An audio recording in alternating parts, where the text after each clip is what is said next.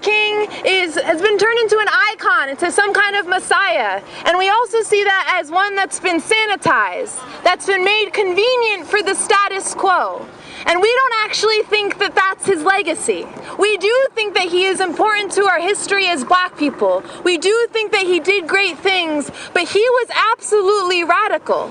Right? He didn't have a dream for a colorblind society. He had very specific demands and visions for justice and reparations for black people. He talked about not just justice for black people, but he talked about the complete abolition of poverty.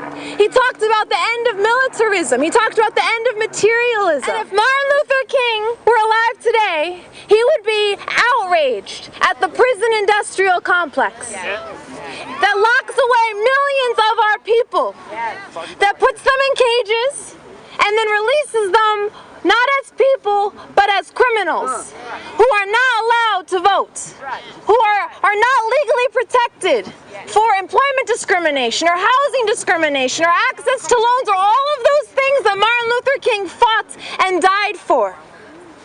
We've gone back a few steps. We have a lot of work to do. We have not come anywhere near fulfilling that dream, right? And Martin Luther King was radical. He would be opposed to all of these things. We didn't organize this march just to lift our voices. We came to make change. Yes, sir. So we have to think of these questions like, what do we want? What do we want to achieve? Come on. We want freedom! Yes! Freedom! The first fact I know about all of us here today is we all want justice to actually be served. We want a school system that helps youth of color get jobs. Yes, sir. We want jobs, not jails. Yes, sir. We want books, not bullets. Yes, sir. We want education, not incarceration. We want black and brown students, black and brown mothers, black and brown aunts to come together and be unified. Yes, sir.